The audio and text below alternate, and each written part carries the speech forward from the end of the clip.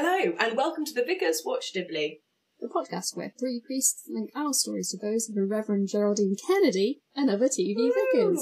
I'm Kate. I'm Jenny. And I'm Ruthie. This episode we're talking about two comic relief specials, one from 2013 and one from 2015, which both relate to women being bishops.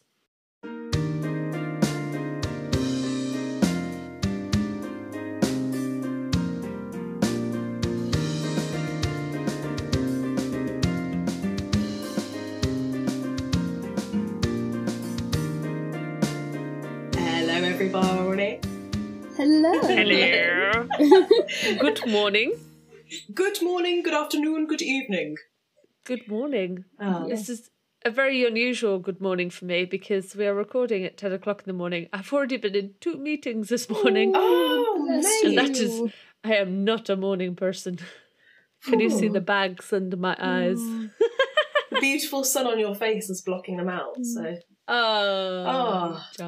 Hope you can have a nap this afternoon. Yeah, that'd be nice. Good plan. Well, apart from your bags then, how are you doing today, Ruthie? How are you? I'm all right. I had a bit of a Vicar of Dibley faux pas-esque thing this week. I did a funeral on Monday, which was lovely, and it was at the crematorium, and it was all very nice. But we sung All Things Bright and Beautiful, and the music cut out before we'd finished singing the first hymn, and so we had to sing the rest of it a cappella. So thank goodness they were a lovely bunch of people and were up for singing a cappella and knew the words and the tune. Otherwise, it might have been me singing a solo a cappella. So that was a very amusing, but also like, oh no, the ground is going to swallow me up moment. So yeah, never mind. We live and learn. How about you, Kate? How are you doing? I'm doing okay. I'm in the first week of a 2-week holiday, which means my body is just falling apart right now. Yep. But, that's how it is. But I have some things to smile about this week. Like, one of my favourite things about ministry, I have many favourite things in ministry, but this is a nice little side bonus, is that every now and then people give me free instruments because they're clearing out. And so this is how I've acquired a guitar and a drum kit, and now I'm being given a piano. Amazing. So that's really fun. I'm really looking forward to that arriving, and I'll teach myself a bit more piano. Jenny, how are you doing? I'm good. Not having as much fun as you guys, obviously. But things are good. It's nice in the summer months, isn't it, where things slow down a bit. All things are good here. Something exciting, I suppose, or something that's kind of happy and kind of sad. We're getting ready to say goodbye to someone who's been in our church congregation who's moving on to be ordained. So it's like a real season. We said a big hello to a curate not long ago, and now we're saying a big goodbye to people as well. So I feel like in this season, it's really good. Everything slows down a little bit, but comes with some big changes as well. So, just thinking about that. And I guess with new season starting, wedding season as well. I got a really lovely photo from one of my wedding couples recently where they're doing a dip kiss. I'm going to put it on my socials. I've asked their permission. And there's me in the background like, woohoo! It's really funny. Everything's bubbling along nicely. But saying goodbye is hard as well. Yeah. Should we talk about what we're going to do today then? Yes! Woohoo! So, fairly recently, it was the anniversary of the vote getting passed that allowed women to become bishops in the Church of England.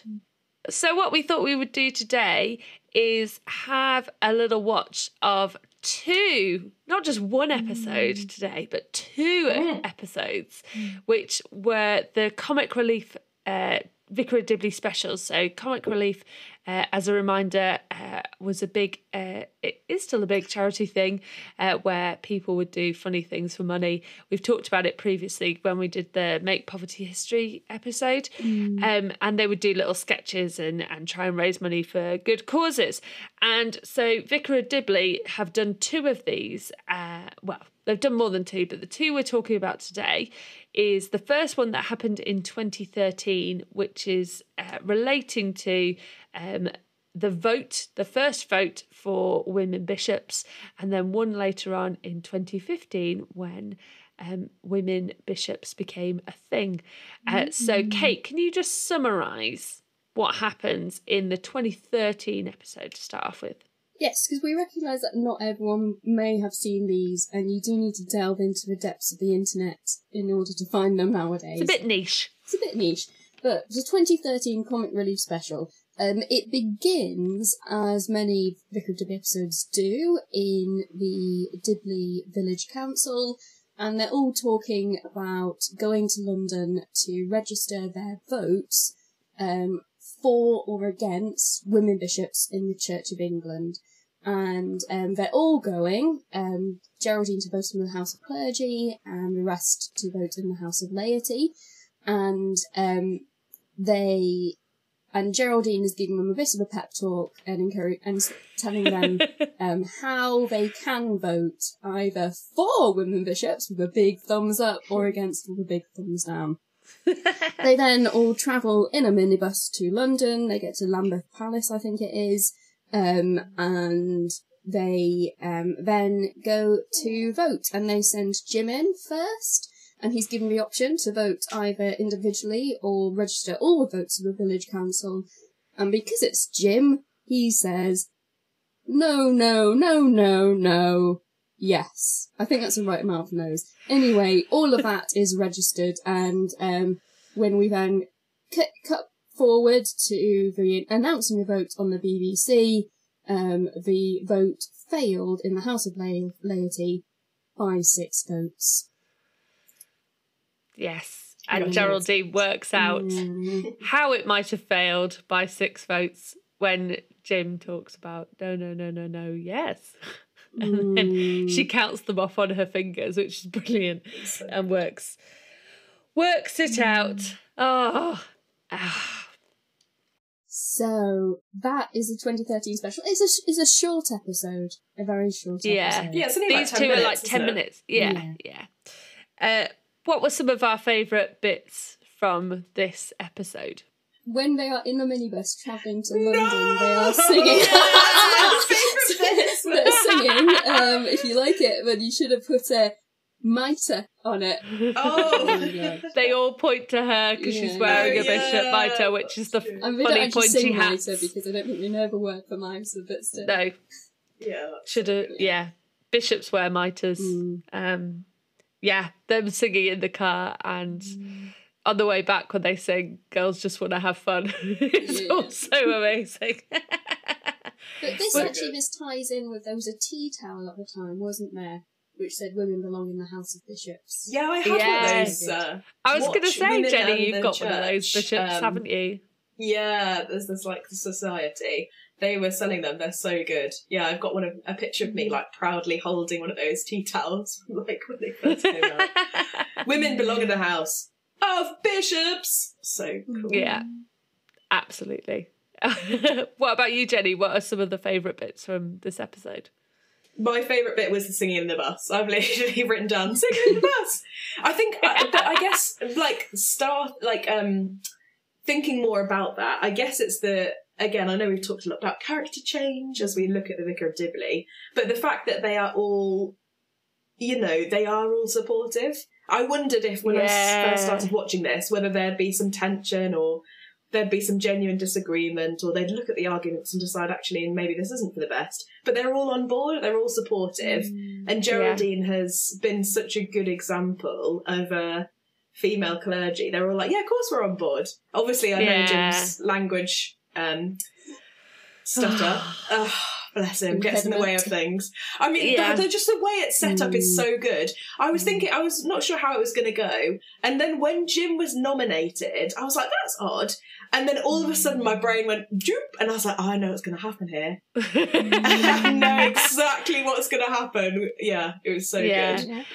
And I love their reasoning for it. They say, don't they, it's a really bad idea, but their reasoning for it is that Jim is the oldest member of their party who've come to vote, and they want to say that actually essentially, even as old fuddy-duddies can change and we can see progress and we want these kind of things to happen. But you're like, why, Jim? Jim is like, no, exactly what's going to happen. So it was lovely, but also, I think we've also failed to mention the fact that Damian Lewis is in this episode. Yes. Which one's Damian Lewis? He is the very handsome priest in it. Yes. Ginger priest. Very famous actor. Oh, yeah, can I just say something about that? I was very upset, actually, because Geraldine and him have quite a steamy flirtation, which is... it goes on for some time in that scene. There's this big thing that they both call it out at each other, like, oh, are you flirting? And I was like, Geraldine, babe! Harry's at home waiting for you. This is not okay behaviour. Well, she says divorce is an option. She did say divorce was an option, Divorce is an yeah. option. She does Maybe that's introduce just her herself as character, I Geraldine suppose. Kennedy, which I like. Yeah. I'm afraid I have a nit to pick as well. And this is with the fact that the village council is voting. So the way that voting in the Church of England is we have this thing called Synod, which our friend Ross is on, and he explained, I think, as sort of like the Parliament of the Church of England. And we elect our members of House of Clergy and House of Laity onto General Synod to vote on our behalf. And it's very strange. It seems like everyone in the Church of England is allowed to vote in the Vicar of Dibley universe. But not even a church council, it's a village council. So that's a bit weird. I noticed this and thought, Kate has got into my head, and I'm thinking about these niche things and just thinking, I mean, it works for the punchline, it's brilliant, but these people would not be voting on this. Yeah. And then I suddenly thought, wait, did the vote go differently for women bishops? But no, it was through Synod and it would have been elected members, wouldn't it? So, yes. In fear of upsetting you a bit more, Jenny, did you notice Geraldine checking out Damian Lewis's bottom? I didn't. No. I've got to rewatch. Oh, I'm disappointed.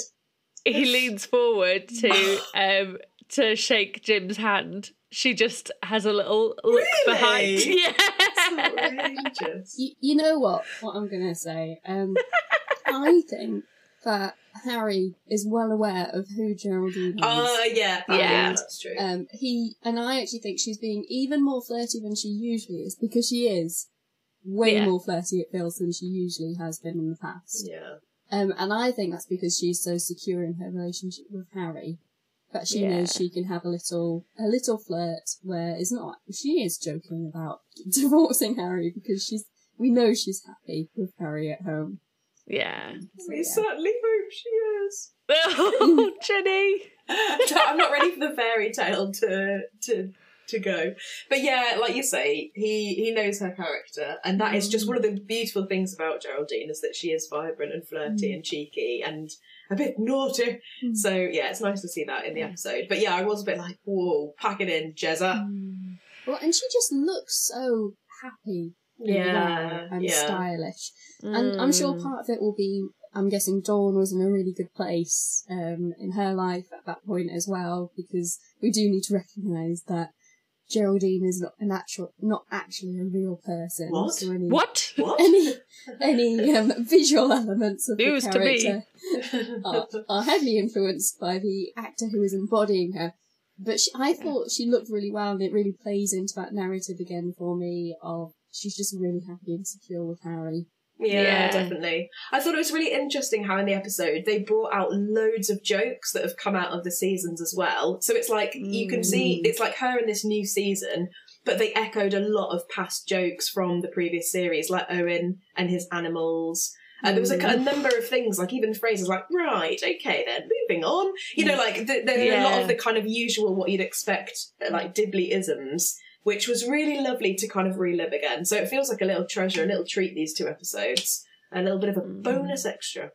Well, and I think that's very much what the comic relief specials, especially after the main series had ended, were about. And still are, we still occasionally get them.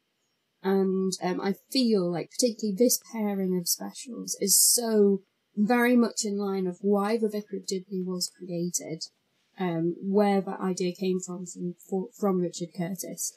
And I think we aside from the bad research about how it actually all happens, it is very much groundbreaking, commenting on the Church of England and normalising progress in kind of the wider culture by saying that, no, it's just women should be bishops, and it's only by some weird quirks that the vote didn't pass, etc., etc. And at the same time, we are still going to show you all those beloved things about this really silly village and its inhabitants, and just warm your heart a little bit by, again, it's kind of normalising and making, it's making it so that all this political stuff is actually being highlighted as nonsense when compared to what's really important are those relationships that we have with each other. Yeah. I wonder if this episode was designed to bring a bit of comedy and a bit of healing to the situation where in the Church of England outside the television sphere, the vote didn't pass. Do you guys remember where you were, or were you aware of the vote at the time? Can you remember that process? What was it like for you? I should probably go first because I don't remember it. And that sounds terrible, but I was in Hong Kong at the time and I was teaching and I didn't get UK television, so I wouldn't have been watching Comic Relief, I wouldn't have been watching the episode. I wasn't really getting much UK news. I was more focused on where I was living, and I had a very intense and quite stressful job at the time. So, no, I was thinking, as we were preparing this, I thought, I don't remember this episode, and I don't actually remember the vote not going through, so... Whereas I remember it really clearly, because I was at university at the time, and I remember coming home and putting the news on, because I'd heard it hadn't passed, and watching the news and watching people come out from the votes and watching, just people comforting each other. Because it passed in two houses, didn't it? It passed in the bishop house and it passed in the clergy house, but it didn't pass in the laity house. Yeah. And for it to have gone forward, it had to pass in all three houses. And it didn't. So the bishops wanted it to happen, the clergy wanted it to happen, but the laity elected to synod did not. And I remember coming home and watching it on the telly. Both my housemates aren't Christians and didn't they knew about me, and they knew that I was. I can't remember if I'd been accepted for training by that point or not. I must have done because of where you were, Jenny, and so I'd been accepted for training, and then this just hit me like a ton of bricks. And I remember crying about it, watching it. And I am not a natural crier at all, as you too well know.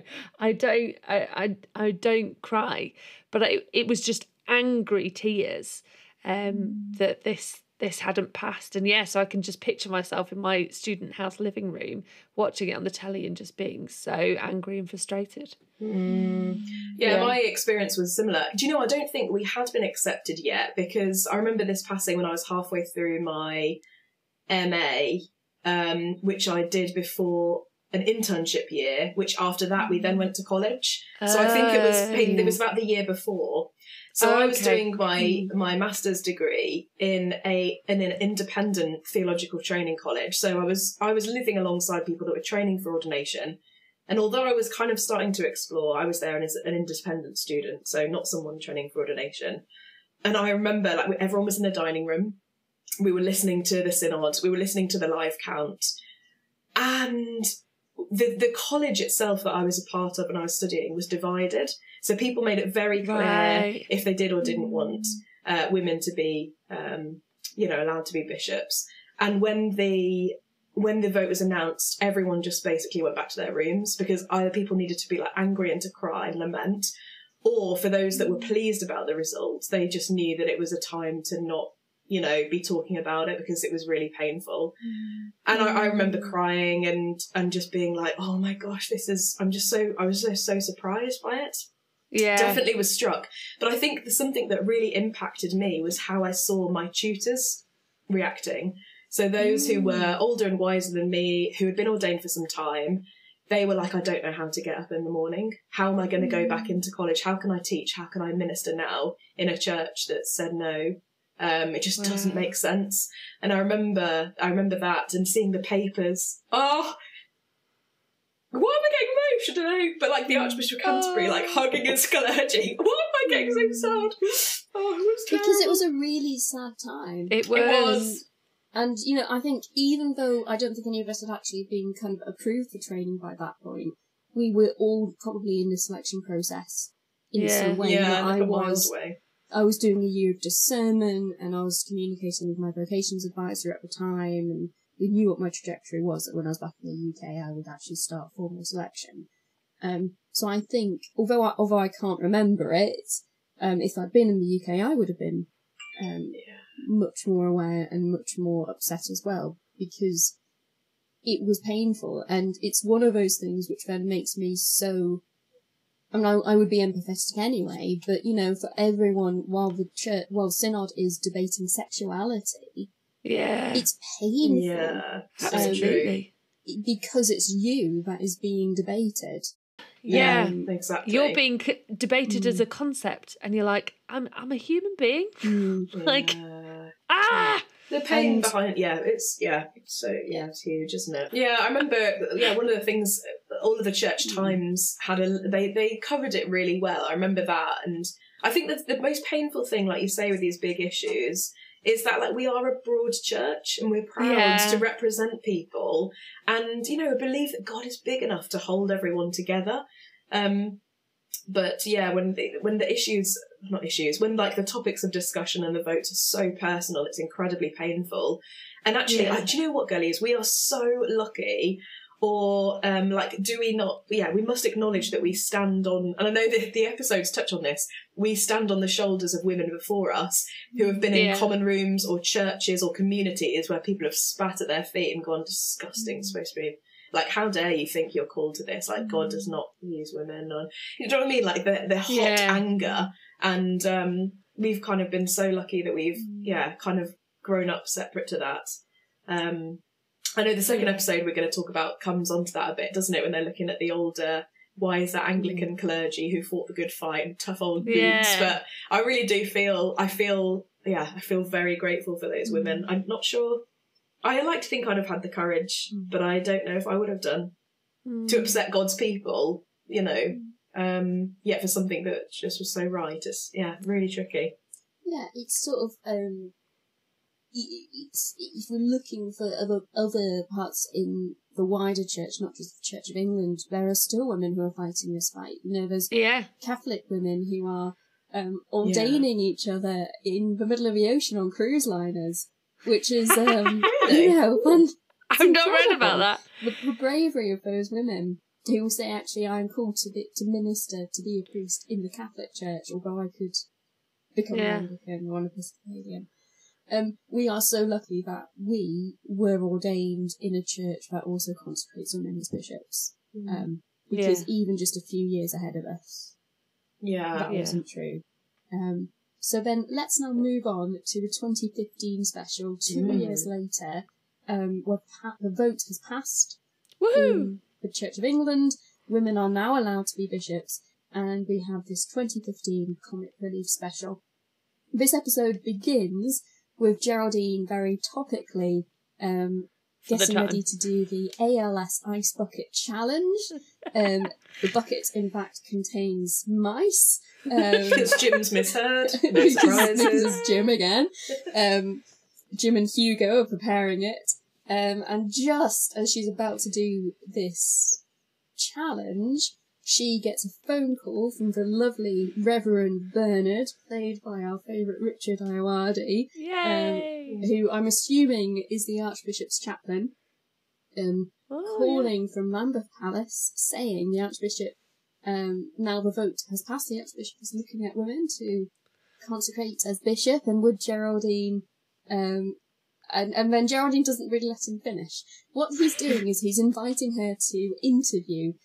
Geraldine gets very excited and immediately puts on the phone and starts telling everyone that she's being asked to be a bishop. Bernard is actually saying here, please, 2 things, don't tell a soul and it will be a highly competitive selection process. Geraldine doesn't hear this. So Geraldine announces to everyone that she's going to be made a bishop. Dibley are sad to see her go, but very happy for her, and Hugo drives her over to London. Yeah. Which is lovely, and is talking about, how we're going to find a replacement, and they want it to be a woman, and he's contacted Fiona Bruce. Geraldine arrives at Lambeth. She's very excited. She goes up to the office, starts talking to Bernard, isn't really listening to him when he's talking about it being an interview. She grabs a mitre and starts putting it on and enjoying the idea of being a bishop, when another woman walks in. And it's the Reverend Mavis Pitkin, who's an older woman and a very lovely lady. And Geraldine suddenly starts feeling the competition, and she starts trying to convince Mavis that she doesn't actually want to be a bishop. And then Alicia walks in. Alicia. A kind of a much more dignified and authoritarian lady. Yeah. Someone who I imagine is probably sort of chair of synod, or also some sort. Yeah. I imagine Mavis is really good at messy church. Alicia is like a chair of synod. And then Geraldine says, well, you're much older, so obviously I'm the youth vote. And then Iris walks in, played by Emma Watson, who at the time was 25. And then Geraldine says, well, obviously I'm the fun one. At which point Rev Ruth walks in, played by Ruth Jones from Gwen and Stacey. And she's kind of edgy and cool and jokey. And they have a bit of competition between them. Bernard says, well, actually, the Archbishop's making 5 bishops. So I say, oh, we're all 5 of us are going to be bishops then. But then in walks Reverend Jen and Jennifer Saunders. Gathers them all together. They all know each other. And she says, oh, well, I know there's 5 of us can be a bishop, and then one's going to be a loser. We'll turn on to Geraldine. Geraldine then gives a fantastic speech about how actually they should all be bishops. It's ridiculous that they should be competing. But then she goes back to Dibley quite sad. She's quite feeling down. But she discovers she's already been replaced with the Reverend Fiona Bruce. And then she decks Fiona. And that's what Yeah, it's a good one. Yeah, it's I remember watching this when it was on Comic Relief the first time, and being surprised by all the different people coming in, and loving that Jennifer Saunders comes in at the end, because Dawn French and Jennifer Saunders have French and Saunders, who are their kind of comedy duo, and just having her appear was just chef's kiss, perfect. Yeah, so true. And yeah, the frustration and the upset that happens on Geraldine's face is, yeah.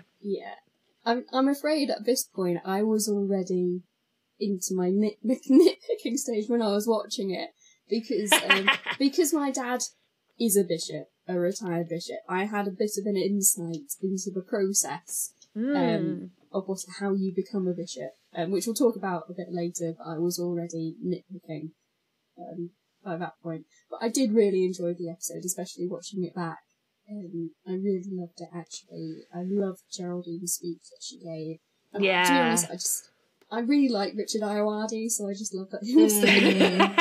Yeah, I couldn't believe it when he popped up. I was, like, nice. I think the speech that Geraldine makes about, do you know what, if we were men, we all would be bishops already, is fantastic. And for me, watching it, that was the really key point of going, yes, actually, we've made lots of progress, and there are a lot more women who are bishops now in the Church of England, but just going, we were so far back that we've had to catch up, and just the frustration of your authority not being recognised, and the very different characters that all these different female priests are, I think is fantastic. So why don't actually, Kate, why don't you explain to us a bit about how bishops actually occur and the process of that, and then we can talk about the potential candidates and maybe their suitability. Brilliant. So I need to caveat with this because it's more second-hand experience than first-hand experience. It was my experience as the daughter of someone who was being selected to be a bishop at that time. That's a little caveat. So it's more based in my emotions than my dad's emotions. So at the time, my dad was an archdeacon. I was doing my GCSEs. I was in my GCSE year when my parents sat me down and said, it looks like your dad is starting to be on shortlists to be a bishop. That means we might have a move in the next year or so. You can't tell anyone about it. Yeah. That's one of the key things, is it is secret with capital letters. Which Geraldine should have known in this episode. Really should have known. Because all the appointments are secret, aren't they? It's secret, but bishops even more so, like the level of secrecy. I was allowed to tell a couple of people why I was so upset, because I was really worried for a good few years because I didn't know when we would move. There were talks about putting me into a boarding school so that if the move happened while I was doing my A-levels, it wouldn't affect me. I did stay at the school. I do think in hindsight my A-levels were affected anyway because of the uncertainty. Yeah. But things worked out fine in the end. I maybe didn't do as well as I could have, but that's good because it meant I went down a much better life path. God was in that. Praise Jesus. It was, so I was aware that my dad was sort of being considered. There's usually a sort of a shortlist where the current bishops will say to the archbishop, the bishop selection panel, I can't remember the exact name for them, these are the people who we think would make good bishops. And I believe it's changed slightly now where they start putting markers on people even a little bit earlier. And there's the leadership groups or something you can join. Yeah, there's paperwork to fill out earlier. Yeah, and they do a little bit more management training earlier if they think that you're a prospective bishop. But anyway, you kind of get shortlisted. I know my dad was also kind of on a bit of an active campaign to be known and to get his name out there. And so he was joining things like societies to get a couple of extra letters after his name and you know, just kind of being a bit more high profile, if that makes sense, to kind of prove that he could be a bishop, really. That's not saying that my dad, I think I need to caveat that my dad is the loveliest, most humble man you will ever meet, so it's not like my dad was actively campaigning because of ego or anything like that. So anyway, I knew this was happening. My dad kind of had his kind of social side, just as when we were applying for the jobs we have, you're trying to make your CV look the best way, and you're trying to cover any gaps in your CV. So my dad was trying to do that as well, get experience he needed. And I know that he interviewed for a few jobs, which he didn't get, but then he eventually was selected as suffragan bishop for Ely, and that was just as I was finishing my A-levels. And so we moved. And I know we moved after I just finished my A-levels, but before I collected my certificates, because I never collected my certificates for my A-levels because we'd moved house. Oh, really? At that point. Yeah. So when I came to need them, I had to write to the school and say, you don't have my certificates, do you? Oh. In terms of actually then how a bishop is selected, at the same time my diocese, Carlisle diocese, was seeking a new diocesan bishop. So I know that what happens is a representative from the archbishop's staff and the bishop's selection team, whatever their name is, which I keep forgetting, and they come and they consult with various groups across the diocese, trying to work out who your bishop should be and what sort of character profile is needed. And just like, again, with parish appointments, they create a parish profile, such as a diocesan profile, and a person specification, and then they invite people, I believe they invite people to interview, and then they do the interviews, etc. Yeah, which happens sometimes at my workplace. And because it's all very secretive, we get emails saying, on this day, please do not invite any outside guests in so that no one sees who's coming for interview. Wow. And it's always those days that are like, no, I want to be in the office and see what's going on. Who is it? Who could it be? Yeah. It's interesting to think of like how they start with a massive long list of everybody that could be, and then gradually it just gets shorter and shorter. I think that's a good way to do it. We're praying at the moment in our diocese for a new bishop, because our bishop retired at the end of last year. And I think there's something really great about the process of seeking your leaders and like going through the ordination process full stop, or like finding a new parish or whatever it might be, is that actually God, what we've been saying and praying is that God knows who the right person is for this role, and actually just give wisdom to those who are selecting, you know, that they will either feel really called, because it's such, from what I've seen, which is not very much, but from what I know, also not very much, but such a hard job, such a massive task, like such a weighty responsibility. Like I'm sure privilege and joy and a blessing as well. Like to ordain people, you think, whoa, surely there's nothing better than being able to do that. But the responsibility is huge. And I guess there's something wonderful that actually we can be hands off and say, God, we trust you with this process, with this list of names, and like narrow it down. Very biblical, I would say. Very biblical. But the truth of the matter of bishoping is, you know, you ordain people very rarely, and you even confirm people very rarely compared to what the rest of your job, which is mostly high stress, admin, safeguarding, clergy discipline. That job took years of my dad's life. It aged him. My dad is a young-looking man, but he, by the time he was ready to retire, he looked so much older, and then after retirement he looked so much released and younger again. And I had memories of coming down in the middle of the night when I was staying and back from university, and my dad was at his computer answering emails. And I know that's because my dad's a chronic overworker, but it's the insight to the job is it's not swanning about in purple having people kissing your ring and people calling you my lord, and all those things. You think, being a bishop, it's like, look at that, what a prestigious job. It's a hard job. Yeah, definitely. Absolutely. I think as well, if people are interested in seeing a bit more about the daily life, then I'd really recommend following a bishop who does a lot of posting on Instagram about what he gets up to daily. Bishop Mark Tanner, he's under the name of @northern_bishop. And I follow him as well. I do a bit of a vicar blog about what being life as a vicar is under the tag like @thevicar_today.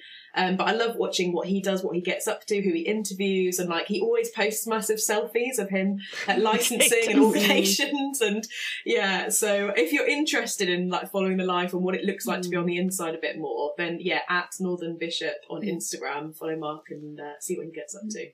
And also please do pray for your bishops if you're a praying type, because it's a lot of stress. You're holding a lot of people's opinions in tension. And making hard decisions, and then when you make a decision that people don't like, it gets to the papers. People are watching you. Vulnerable place to be, isn't it? Absolutely. So bearing all that in mind then, the candidates who appear to be some of the first women who are bishops in the Church of England, which ones... Do we think this is a good bunch to choose? Because they are very different. Shall we talk about them in turn? So we have Mavis and Alicia.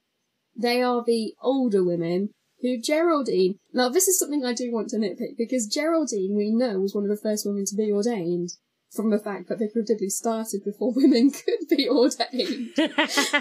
So, I think Geraldine, as much as she's claiming to be one of the younger ones, she sort of falls into their group, although perhaps both Alicia and Mavis were fighting the fight as deaconesses or sort of beforehand. They are two very different characters, aren't they? That Mavis is very soft and pastoral and very, very quiet. Whereas Alicia, she is like businesswoman, comes in going, can I get interview first because I've not got time. She's got all this stuff going on, and Even Mavis is like, well, it's going to be Alicia. Like, And she's like, oh, she's so amazing. Yeah. And I think she represents slightly some of the initial women who ordained who acted more like men, in inverted commas, that women felt they had to act a certain way in order to get ahead and to be accepted, and that they had to act like blokes. That's massively gender stereotyped. Well, it's also you have to work 4 times as hard to prove that you can keep up. Like, you're not allowed to have a family life. You're not really allowed to have hobbies. You should be on your emails 24/7. Like, keep up. If you want to be in the game, show us that you can do it. Yeah. I think that's a thing as well, isn't it? I think she'd be a great archdeacon. Yeah. Mavis, I kind of wrote down, I just get a feeling like she's an ex-nun. She just feels to me like she gives you nun vibes.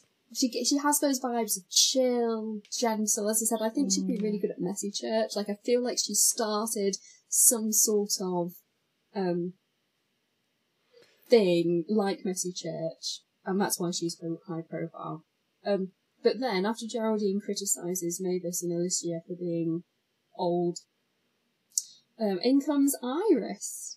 Very young. Emma Watson. Pink clerical shirt. Lovely tailored dress. Too young to be a bishop, and I say that literally because in the Church of England you can only be ordained when you're 23, and that's ordained as deacon. So the youngest you can be ordained as priest is 24. Emma Watson is 25 at this point, assuming her character is the same age as her. It's not unheard of for people to go straight from curacy to becoming a bishop. I have heard of it. Really? But that often means that they've been taken to another country. Yeah. Somewhere else in the Anglican Communion. And I think quite a while ago it wouldn't happen nowadays. But I have heard of it happening. What a journey. There was, even more so, was it Thomas Becket? When he was ordained deacon, priest, consecrated bishop and made archbishop all in one service. But that's what Henry VIII will do when he wants his mates in power. So, this is the thing that annoyed me at the time, because I'm the same age as Emma Watson. And I was like, you can't be a bishop. How? But yes, she strikes me as a kind of inner city high flyer. I imagine she's one of the youngest people on Synod, and everyone knows who she is because she's like Emma Watson, well spoken and passionate about what she believes in. Then next we have Ruth Jones, Reverend Ruth, who comes in, who it feels to me is meant to be Sally Hitchener. Sally Hitchener was in the news a lot at the time, and everyone was saying, she's going to be one of the new female bishops, because she was a very strong advocate for female bishops going on TV, and she was known for dressing the way that Rev Ruth dresses. Yeah. So either Sally Hitchener or maybe a more not more modern, but more kind of in the front of people's minds now might be Nadia Bolz-Weber. Yeah. That kind of inner leather, out there, saying maybe slightly controversial things. Leopard print and lipstick. Ruthie, your style, yeah. Yes, absolutely. I couldn't see past, though, Rev Ruth, I couldn't see past her Gavin and Stacey character. Yeah. I feel really bad about that, but she was so good and so memorable in that I couldn't see past it. But... Expected her to come through the door and go, what's occurring? Yeah. Oh! Yeah. Oh! Yeah. Yeah. And then last we have Jennifer Saunders, she's just already a bishop. She just has that air about her. She's already wearing a pectoral cross. She knows everyone. And a key note is that apart from Geraldine, everyone knows Bernard, and they all know each other. So Geraldine is very much the outlier because she's still a parish priest, although she does talk about having presented religious documentaries. She is Kate Botley, essentially, maybe. Yeah, I mean, in the Church of England, you're very unlikely to go straight from parish priest to bishop. You need to have had a bit more of a senior role, usually, first. But it's all for comic relief and joyous and all that kind of thing. Exactly. So I have a final question for you. Ooh. Okay. Of these 6 candidates who appear to be bishop, who would you most like to be your bishop? Ooh. I think Mavis.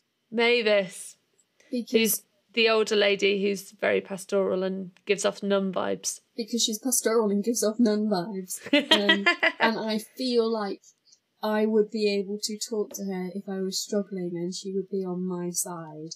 Whereas I think Alicia, I would be very intimidated by. Iris, I'd probably be a little bit miffed and maybe slightly jealous of, who knows? She'd feel too much like a peer to be a bishop, my bishop, if that makes sense. I'm sure I don't know. It's never happened at the moment. We don't have a young female bishop. Rev Ruth, I think, should be too cool. And Jennifer Saunders, I think, is just too much of a bishop, if that makes sense. Who would you have, Jenny? It's tough, yeah. I'm listening to your assessment. I think you've made some good points. I'm nervous about Alicia because she cannot ruthlessly eliminate hurry. Like the fact that she's like, come on, hurry up, I've got to go. I'm like, oh, I don't like that so much. I don't think that's great leadership. Mavis, I'm worried that she wouldn't be bold and like directive and dynamic enough, potentially. I don't know. I know what you mean about experience with Iris. I don't like how flirty Rev Ruth is. We didn't see enough of Rev Jen, I think, to get a full flavour. So I'm going to back our girl, Jerry. I was going to say, no one's going for Geraldine. How can I not? I know she's had her ups and downs with kind of the humble journey. Even in the car on the way with Hugo, she's like, why do you think they've picked me? Come on. And she's like, flatter me. And I was like, Jez, come on, babe. That's old Series 2 stuff. Come on. But I adore her. Her heart's in the right place. She's committed and loving. And yeah, I think she's the one that I would go for. Back our girl. Come on. Yeah. I worry that Geraldine is going to have too much of an ego boost. So if she sorted that out, I do think there would be bits that she would be great at being a bishop with, like the creativity and the pastoral care that she has. I think I would like to cheat slightly and have a diocesan and a suffragan, that I would have Mavis as diocesan with her nun vibes, caring, but Rev Ruth, I'd would you? Yeah, absolutely. Having a bishop who's like out there and goes, do you know what? Here we go. Here's the thing. I'm a bit different. I love it. But were you not a bit put off that she was like, oh, hi, Bernard. Nice to see you again. Last time I saw you, you saw quite a lot of me. And I was like, whoa. Maybe they've got put a me thing right going off. on. You never know. Clergy couples exist. I'm not sure this was one of those. Actually, I think I actually go. I would swap them. I think I would have Rev Ruth as Darcy and Mavis as suffragan. To have Ruth being bold and leading, and then Mavis being the because that's often the dynamic. Is the suffragan is the gentle counterbalance. Yeah. Just quickly then, throw out, what are some of the characteristics you have seen or would like to see in your bishops then? I have a bishop. Well, there's two bishops. I'm in Sheffield Diocese. And I've known Bishop Sophie for a very long time, and she's brilliant and missionally minded, and I love that about her, and she's fantastic. Bishop Pete as well holds different views to me in lots of things, but does so with so much grace. It's beautiful. And he is really brilliant pastorally. So I think I'm quite blessed with the bishops that I got. But, bishops that know their own mind, but are willing to listen to other sides and listen well, is really good. Ones who are focused on caring for others and sharing the good news of Jesus with people. I think that's really important. Yeah, for me, aside from my dad, let's put Bishop Dad. I can't be objective about my Bishop dad because he's my dad. Bishop Dad, that's cute. And he's never really been fully a bishop to me because he's my dad first, if that makes sense. Of course, yeah. My current bishop, Bishop Richard, is the most approachable bishop I've ever known. He will make time for you within days if you need him.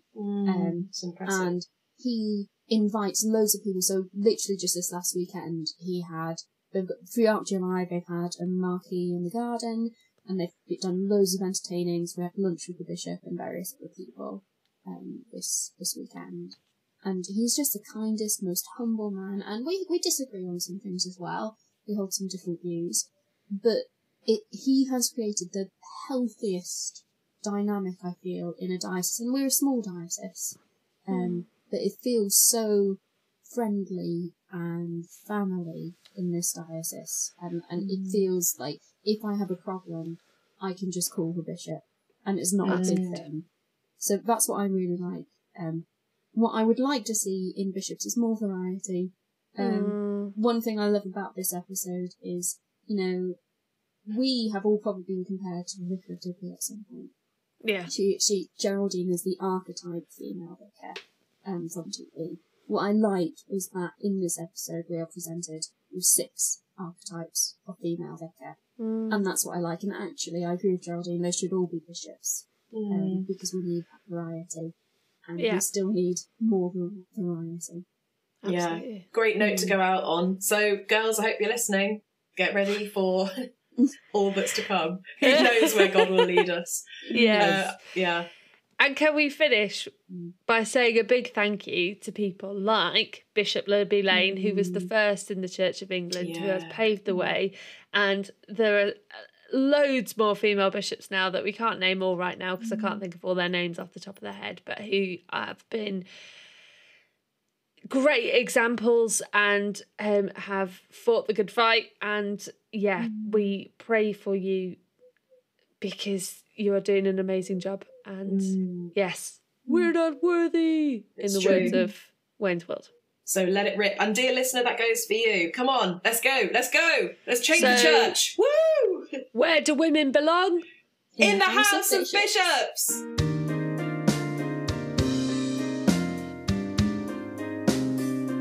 We hope you've enjoyed this episode of The Vicar's Watch Dibley. Thank you to Toby for editing our ramblings. Any views expressed in this podcast are our own and don't necessarily represent those of the Church of England or any other organisations with which we are affiliated. And as always, bless you for listening. A bishop, a priest, and a rabbit walk into the bar. And the rabbit says, I think I'm a typo. That's brilliant.